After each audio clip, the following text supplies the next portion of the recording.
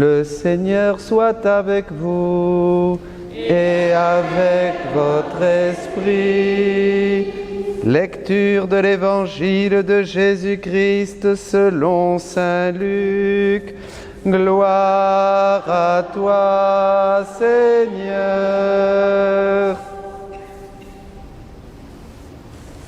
En ce temps-là, les disciples qui rentraient d'Emmaüs racontaient aux 11 apôtres et à leurs compagnons ce qui s'était passé sur la route et comment le Seigneur s'était fait reconnaître par eux à la fraction du pain.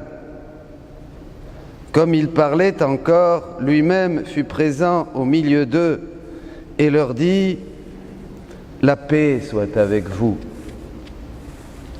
Saisis de frayeur et de crainte, ils croyaient voir un esprit. Jésus leur dit « Pourquoi êtes-vous bouleversés ? Et pourquoi ces pensées surgissent dans votre cœur ? Voyez mes mains et mes pieds, c'est bien moi. Touchez-moi, regardez.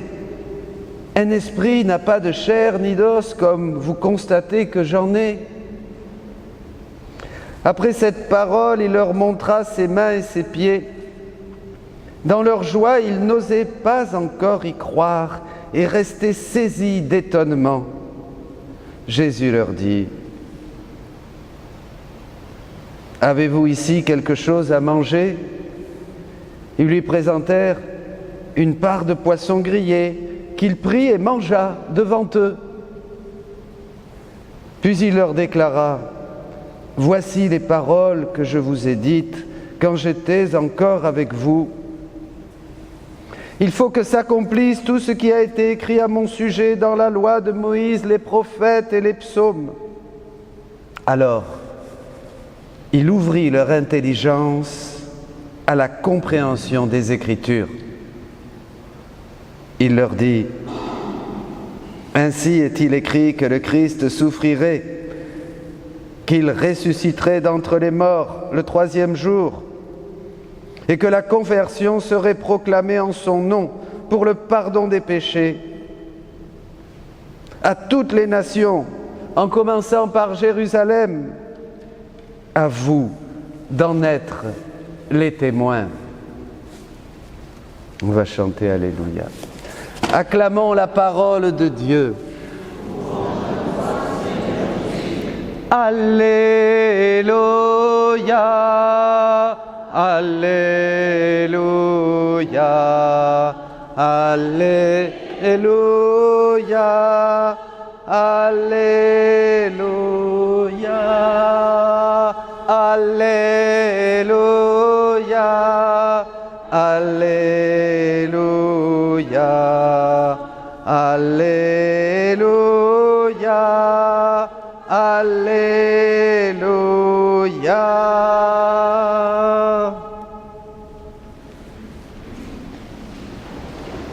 Chantons, chantons à notre Jésus. Nous avons des cœurs qui ont été créés par Dieu. Nous avons des cœurs pour chanter Dieu comme le chante. Hier, je voyais ce soleil qui réapparaît sur notre campagne. Tout chante, le printemps. L'homme est fait pour vivre dans l'éternel printemps de Dieu, dans la nouveauté de Dieu. Et nous perdons notre temps. Aujourd'hui, je voudrais toucher autre chose qu'hier. Hier, j'ai parlé aux frères et sœurs là-bas à Marcillac de ce kérigme qui est dès la première lecture, celui que nous avons crucifié. Nous avons préféré Barabbas, bien sûr. Barabbas c'est nous, c'est le vieil homme, c'est celui qui fait ce qu'il veut, jusqu'à la déchéance même. Mais même si on n'est pas trop déchéant, on fait quand même ce qu'on veut. Et c'est avec notre volonté que nous avons crucifié le Christ. Donc on choisit Barabbas et on condamne Jésus, c'est ce qu'on fait tous les jours. Ben oui, moi d'abord, Jésus après. Normal, on est pécheurs. Donc convertissez-vous encore, dit la première lecture. Et le pape qui nous donne ce cadeau d'une exhortation apostolique sur la sainteté nous dit écoutons le Maître, n'ayons pas peur d'être choqués par ses paroles. Choqués. Moi, on me dit, je choque quelquefois, bien tant mieux. Le jour où plus personne se plaindra et dira, ben non, il ne choque plus personne. Alors là, j'aurai vraiment peur et j'arrêterai tout, je vous assure. Bien sûr, Dieu ne peut que nous choquer. D'ailleurs, vous avez vu le choc, on l'a célébré la semaine dernière, il y a 2 semaines, la semaine sainte, le choc de l'Éternel, comme disait Benoît XVI, qui rentre dans l'éphémère du temps, dans le sein de la Vierge, et qui prend cet éphémère pour l'amener dans l'éternité. Mais ça fait un choc, il est mort d'ailleurs. Mais je ne veux pas parler du kérigme, on y reviendra juste à la fin. Je voudrais vraiment vous dire, chantez pour Dieu. Voyez les disciples ici, alors ça se passe, c'est très simple, hein? Ils nous donnent la paix, ils ont peur bien sûr, ils ont peur. Nous avons peur aujourd'hui et nous avons raison d'avoir peur. Vous savez, nous sommes dans un monde qui est en décomposition. Ne faites pas de l'humanisme, ça va pas bien. Des millions de morts partout, en Syrie, des armes chimiques, des morts, des bombardements partout.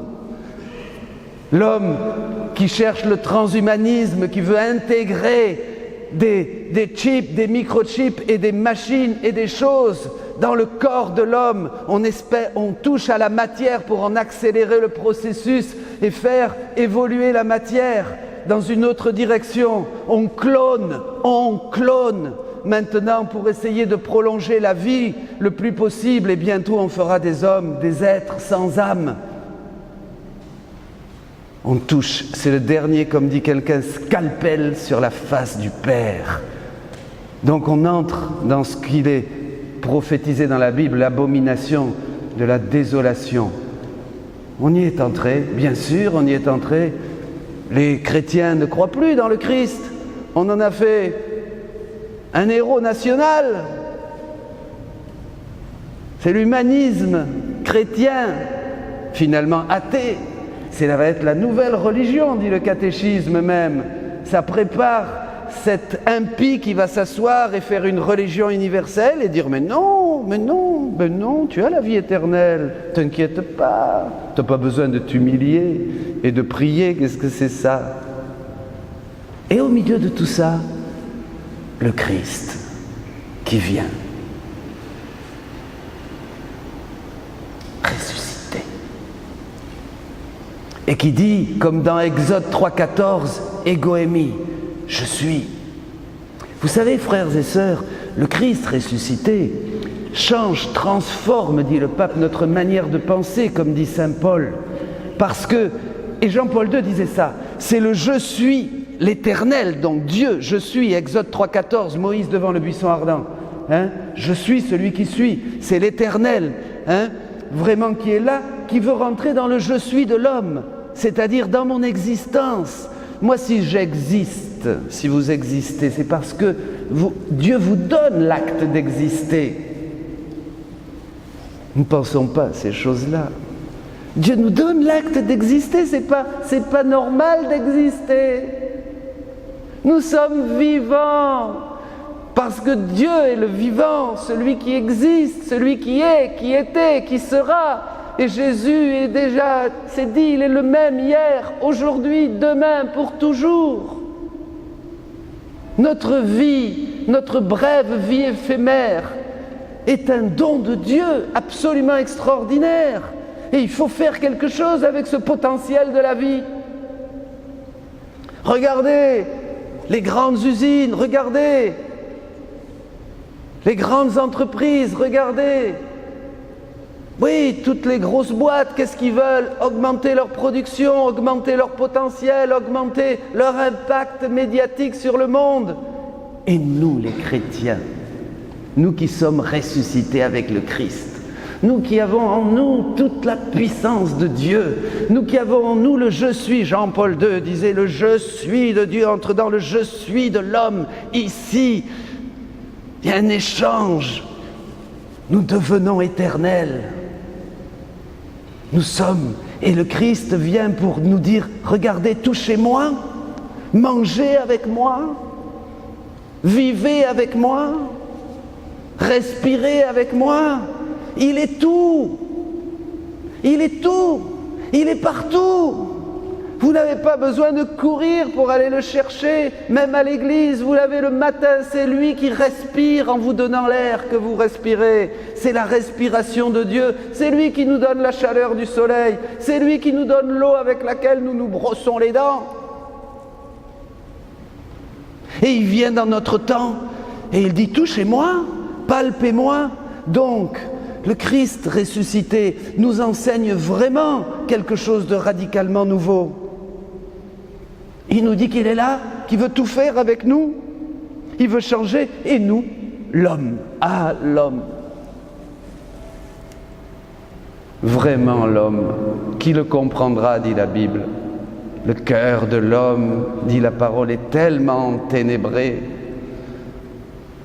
Nous avons tellement ici de choses dans notre tête.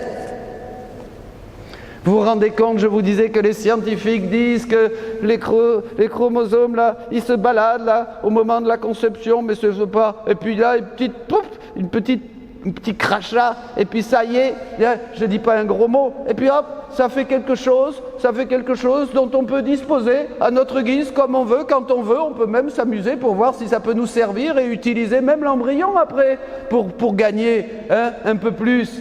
Mais ils ont ça dans la tête. Mais ce que disaient les pères de l'Église disaient « l'homme devient fou sans Dieu ». Et nous faisons partie de cette société, mes amis. Et ça va coûter. Je vous dis ça, quand je vous dis de chanter au début, avec tout votre cœur, c'est pour vous faire comprendre que ça va nous coûter de changer, comme dit saint Paul, notre manière de penser comme Dieu, puisque vous êtes des dieux, dit le Christ. Le Christ qui l'a dit. Ça va nous coûter. Il va falloir faire un peu plus d'efforts que d'aller à l'église, prendre une petite feuille de chant et chanter. Ça va tout nous coûter, si vous voulez savoir. Mais aussi, ça va tout nous donner. Benoît XVI disait, Dieu ne prend rien, le Christ ne prend rien, il donne tout. Le « je suis » rentre dans notre existence d'hommes et de femmes. Pourquoi ? Pour nous rendre amoureux, pour nous rendre et nous faire ressembler à lui, cette ressemblance que nous avons perdue. Regardez nos frères dans le monde s'entretuer, regardez l'humanité plongée dans le vice, dans le mensonge, dans l'argent, dans la tiédeur. Ah, mes amis, ça change tout. Le divin réparateur, Jésus-Christ ressuscité, est maintenant avec nous pour prendre en main notre vie si nous lui donnons notre vie, notre cœur. Vous comprenez ? Je ne fais pas de la poésie. C'est du réalisme. Ce qui est irréel, c'est l'homme tel qu'il se pense aujourd'hui dans l'humanisme athée, sans Dieu. Un mensonge. Une vie sans Dieu. L'homme qui ne sait plus ni d'où il vient ni où il va. C'est normal qu'il devienne fou. C'est très important. Il y a deux choses qui sont très importantes. Savoir d'où on vient et où on va. On est de passage quelques brèves années, dit saint Paul, hop, et c'est l'éternité de nouveau. On revient vers Dieu. Donc ça, comme disait le pape François, parlez l'heure de la mort, bien sûr. Mais aussi ce qui est très important, c'est l'heure à laquelle nous vivons. Nous vivons dans un moment extraordinaire de l'humanité. Nous sommes entrés maintenant dans ce moment, dans ce chaos. Vous voyez, dans ce chaos, cette inversion du bien et du mal, comme disait aussi Isaïe et le pape Jean-Paul II. Cette inversion, nous sommes rentrés dans cette déchirure jusqu'au cœur même de l'homme créé par Dieu. Nous déchirons l'image de Dieu. Et vous, nous, tous les chrétiens, nous sommes l'espoir du monde. l'espoir du monde.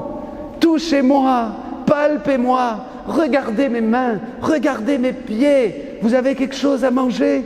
Moi, je mange avec vous, vous mangez avec moi. Je frappe à la porte, ouvre-moi. Si tu m'ouvres, je serai avec toi. Apocalypse 3:20. Le Christ est là, il est là, il est là, il est en toi, il est autour de toi, il t'enveloppe, il respire avec toi, il mange avec toi, il parle avec toi, il regarde avec toi, il est partout. Quand Jésus dit « vous êtes des dieux », c'est ça. Le Christ ressuscité, maintenant, absorbe complètement cette matière.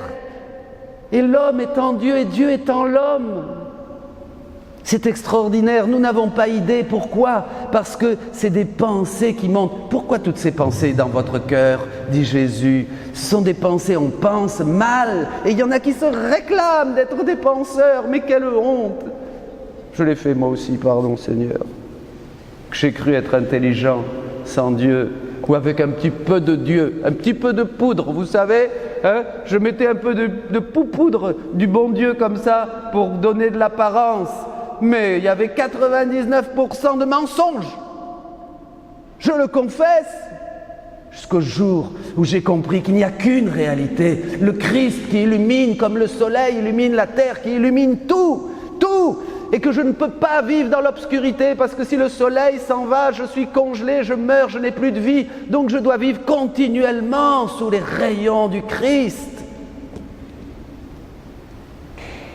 Mes amis, un monde sans lumière, c'est affreux. Je suis là. Alors, eh bien vous, les joyeux dépositaires de cette promesse, vous vous rendez compte de ce que vous avez? Mais c'est formidable. C'est pour ça que je vous disais de chanter, de louer, mais chanter à la maison aussi.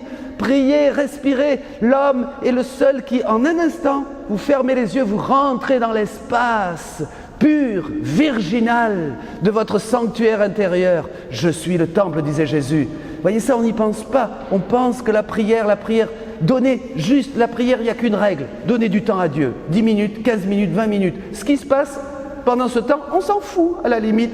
C'est pas important. C'est la seule règle. Donnez du temps. Vous donnez du temps à Dieu. Juste le fait de décider de donner du temps à Dieu, vous rentrez dans un espace intérieur. Dieu, écoute. Et là, vous êtes avec Dieu. Voyez, Dieu explique que ce qui est important, c'est l'acte intérieur. Nous sommes absolument focalisés sur l'extérieur. Nous ne vivons que pour l'extérieur. Nous ne vivons que pour la galerie. Nous ne faisons que réagir aux stimuli de ce que nous font les autres, ou le monde, ou la société. Vous êtes d'accord? Dieu ne voit que l'intérieur. C'est-à-dire si dans ton cœur tu dis Seigneur, si dans ton cœur tu rentres dans le cœur de Jésus, dans le cœur de Marie, si dans ton cœur tu dis Seigneur enveloppe-moi, maintenant je vais communier, ça paraît rien. Vous allez me dire mais c'est ridicule, il est fou le Père. Mais non, c'est pas moi, c'est ça qui fait l'homme. Ce qui fait l'homme, c'est sa grandeur, c'est que nous avons, nous, par ce petit acte d'amour et de foi à l'intérieur de nous, tout de suite nous entrons dans le Saint des Saints. Et là, nous sommes avec Dieu. Si vous faites ça, le Christ ressuscité va vous visiter,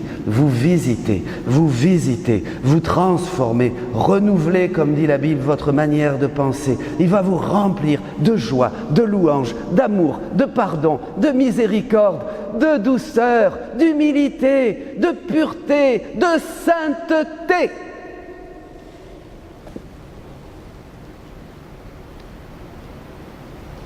Voulez-vous? Ça vous intéresse? Dit le Seigneur à tous. Pourquoi ces pensées montent dans vos cœurs? Maintenant, par exemple, comme dans le texte, la parole de Dieu est actuelle, vivante, efficace. Pourquoi doutez-vous? Vous doutez de ce que je vous dis? C'est ça la réalité. La réalité, c'est pas ta vie, c'est pas ce que tu penses toi. C'est ça la réalité. Dans l'Église orthodoxe, on chante « Ô toi, Christ ressuscité, qui règle toutes choses, qui ordonne toutes choses, qui met tout dans l'ordre. »